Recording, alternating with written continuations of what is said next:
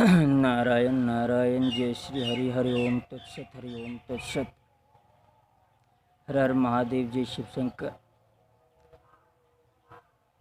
आजकल बहुत सारे ऐसे बरसाती कीड़ों की तरह मत संप्रदाय उभरते जा रहे हैं, जो भारत की प्राचीन संस्कृति को, धर्म को नष्ट करने का हर संभव प्रयास कर रहे हैं। लेकिन उसको इस बात का तनिक भी ज्ञान नहीं कि यह सनातन व्यवस्था है जो किसी मनुष्य के द्वारा चलाई गई नहीं है, लेकिन अपने उन्माद के कारण वो जो भी दुराग्रह या दुर्भिसंधि पूर्ण प्रयास कर रहे वो कभी सफल होने वाले नहीं हैं। लेकिन हाँ, उनके प्रश्नों का उत्तर देना आवश्यक है। सबसे अधिक आजकल के ऐसे लोग जाति प्रथा को बहुत ही हीन बताते हैं, निम्न कोटि की व्यवस्था बताकर के आजकल के समाज को यह दिखाने का प्रयास करते हैं कि देखो कि हिंदुओं की ये जाति व्यवस्था कितनी निम्न कोटि की थी, कि ये नीचे के वर्णों को कितना ही इसका शोषण करते थे, इसके साथ अत्याचार करते थे। उदाहरण के लिए वो महाभारत से एक दो प्रसंग सुनाते हैं कि देखो कैसे द्रोणाचार्य ने एकलव्य का अंगूठा कटवा लिया, क्योंकि वो निषाद जाति के थे, निम्न कोटि के थे। इसलिए वही कर्ण का भी उदाहरण देते हैं कि कर्ण देखो निम्न कोटि के वर्ण के थे, निम्न जाति के थे, शूद्र वर्ण के थे। इसलिए देखो कि वीर होने पर भी उसके साथ कितना अन्याय किया गया, छल पूर्वक उसको मरवाया गया। लेकिन ऐसे नए नए भ्रम फैलाने वाले लोगों को थोड़ा यह समझाने की अधिक आवश्यकता है कि कम से कम अगर वो तथ्य भी दें तो पूरी तरह से पढ़ करके दें। महाभारत में यह स्पष्ट है कि एकलव्य हो चाहे कर्ण हो, जाति के कारण कभी उसका तिरस्कार नहीं किया गया और ना ही जाति के कारण उसको मरवाया गया, क्योंकि महाभारत में स्पष्ट रूप से उल्लेख है कि क्षत्रिय के नेतृत्व में अन्य जातियां भी युद्ध कर सकती है। अगर उनमें पराक्रम है तो वो अपना पराक्रम दिखा सकते हैं। परंतु इसका थोड़ा रहस्यमय ढंग से जो है इसका वर्णन आवश्यक है, क्योंकि इस गूढ़ प्रश्नों को समझ पाना बिना पूर्ण शास्त्र के अध्ययन का संभव नहीं, और इसमें अपने लोग भी भ्रम के शिकार हो जाते हैं। उदाहरण के लिए अगर एकलव्य का उदाहरण ले तो सबसे पहले जो उनको निम्न कोटि का कहा जाता है, उनको यह ज्ञान ही नहीं कि वास्तव में वो एकलव्य भी जन्म से क्षत्रिय थे। हरिवंश पुराण में स्पष्ट रूप से लिखा हुआ है कि भगवान कृष्ण के ही चचेरे भाई थे एकलव्य। चूंकि बाल्यावस्था यानी शिशु अवस्था में ही कुछ दोषों के कारण उनका परित्याग किया गया, और उसी कारण से जब उसको वन में छोड़ दिया गया तो उसको निषाद जाति ने पाला। लेकिन जन्म से तो जो उसमें वीरता पराक्रम आदि था वो जन्मगत स्वभाव के कारण ही था। इसी प्रकार से अगर कर्ण का भी उदाहरण लिया जाए तो वास्तव में वो जन्म से तो क्षत्रिय ही थे। भले यह तथ्य पांडवों को ज्ञात नहीं था, लेकिन भगवान कृष्ण को तो ज्ञात था। तो क्या वो जानबूझ करके किसी के साथ अन्याय होने देते? कदापि।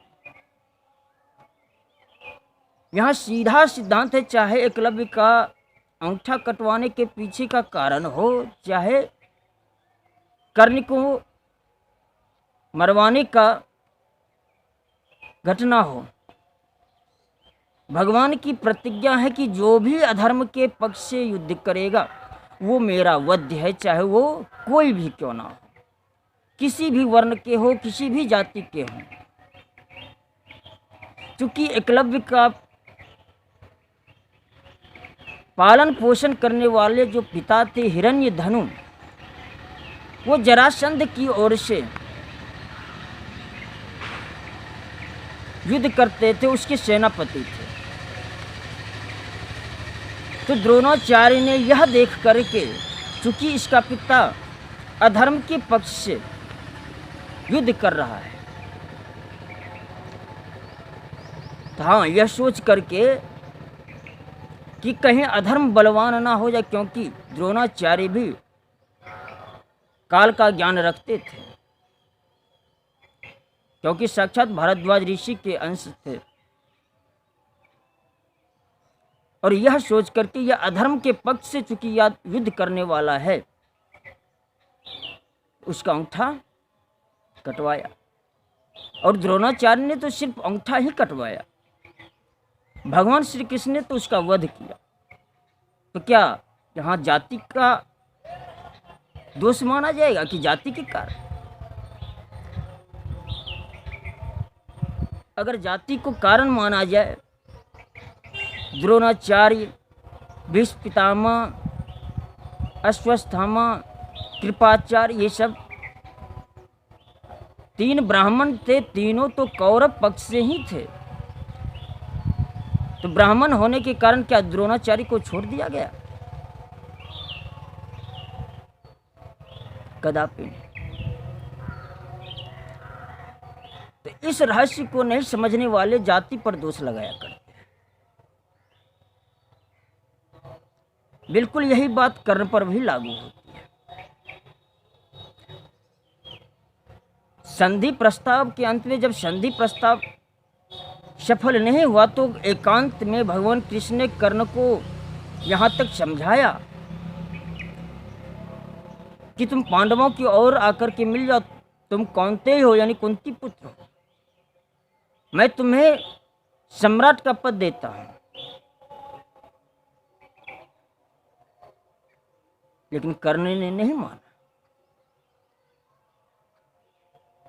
तो यहां सीधी बात है कि जो भी अधर्म के पक्ष से युद्ध करेगा वो हमेशा वध्य होता है, वध करने योग्य होता है। इसमें जाति कोई हेतु नहीं है कि कोई किसी भी जाति का क्यों ना हो। रावण भी ब्राह्मण होने के कारण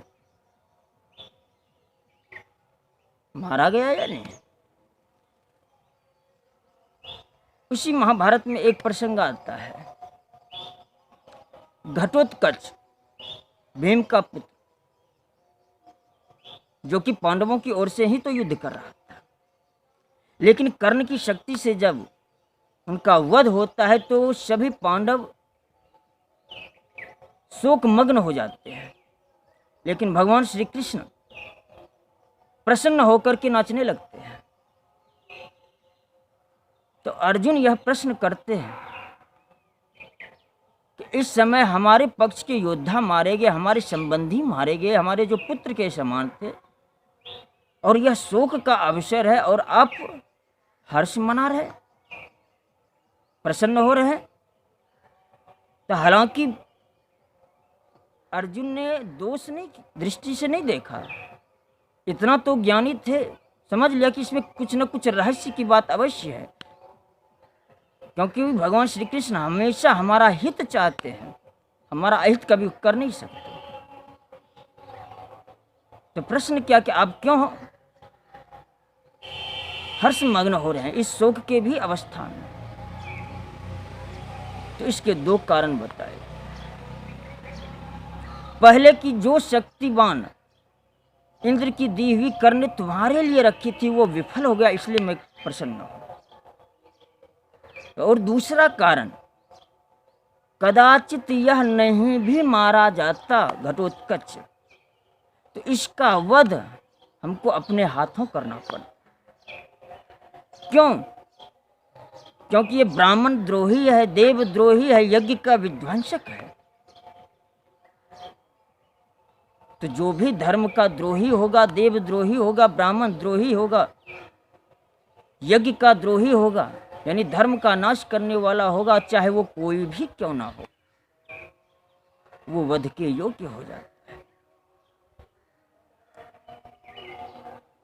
इसलिए इस प्रकार का जो दोष लगाया जाता है कि कर्ण के साथ, एकलव्य के साथ